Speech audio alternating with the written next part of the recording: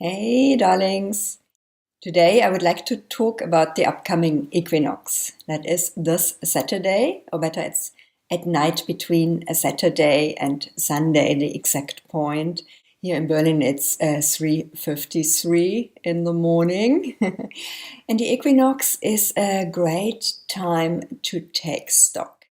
That is the same for both the northern and the southern hemisphere.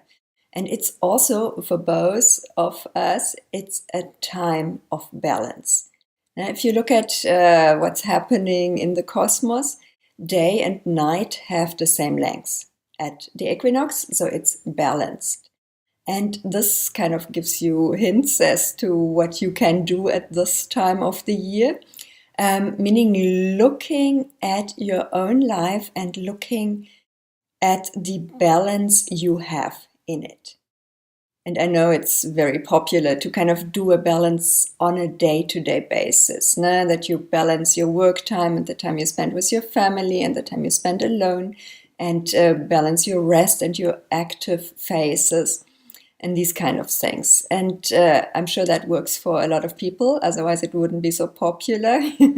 But I know for me, for example, it doesn't work at all, because when I'm in a creative phase, I go, go, go, go, go, and I don't care how many days go past, or if I have eaten, or if I have spoken to somebody else in this time. If something wants to be born, it has to come out, and I get into a flow, and I've got to stick with it. It's like when you are in labor, you cannot say in the middle of it, okay, sorry, that's enough for now, I'm going to take a break. You've got to see it through.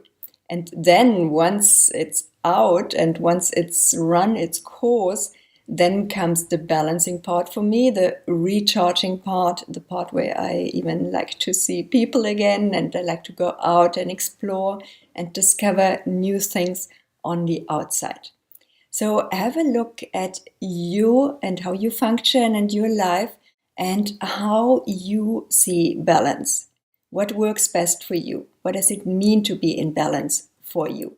Are you in balance currently in your life? And if not, what is it that is out of balance and how can you bring it back in? All right. The other thing that works for both the North and the South at this time is that it is a wonderful time to clear out your stuff, both on a physical level, going through your things, giving away, throwing away the stuff that you don't want anymore, changing your wardrobe for the new season, and again seeing, does it still fit me, does it still look good, and if not, letting it go. Deep cleaning your space. But also on a different level, now looking at which habits have I established over the last season, and do they really serve me, or is it better to develop new habits? Which people have I hung out with, and how do they make me feel? If you, for example, have that one friend who is constantly complaining, is that really what you want in your life now? Do you really want to spend that much time with this person if you know it brings you down every single time? Also look at the information you feed yourself. Does it make you feel good, or does it drain you? So I'm going to write these questions down below to make it easier to remember, so you don't have to write them down now.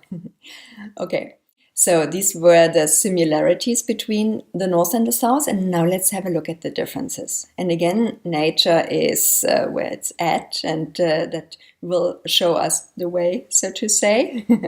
Here in the North, it's a time of letting go.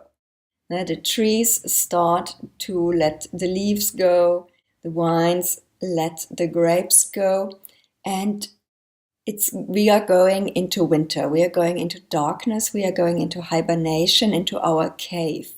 So now is a great time to have a look at what do you want to take with you into this cave. What is of such value to you that you want to bring it into the quiet time of winter and really dig in and really get involved with it. And you can't take everything, no? Otherwise your cave is totally cluttered and you get claustrophobic on an internal and an external level. So just have a look now, what is worthy of being taken into the darker season. In the north, the equinox is also a time of celebration. It's harvest, it's being grateful, it's looking at how far you have come so far, and it's also looking at where do you still want to go before the year closes. All right. In the south, on the other hand, it's the time of spring, yay! It's the new leaves budding, it's the birds singing, it's the flowers coming up. It's a feeling of lightness, of expansion, of growing things. So for you in the south, have a look at what is ready to come out, what makes you feel expanded and light and excited, what wants to be born over the next coming months. And then make this a priority and always follow your feeling of elation, your feeling of joy, your feeling of excitement. This will always lead you to where you want to go. Good. All right. Well, that was it for the equinox. I also put two short rituals down below for the north and the south, because now is a really great time for a celebration. And have fun with this, and I will speak to you again next week. All right, bye.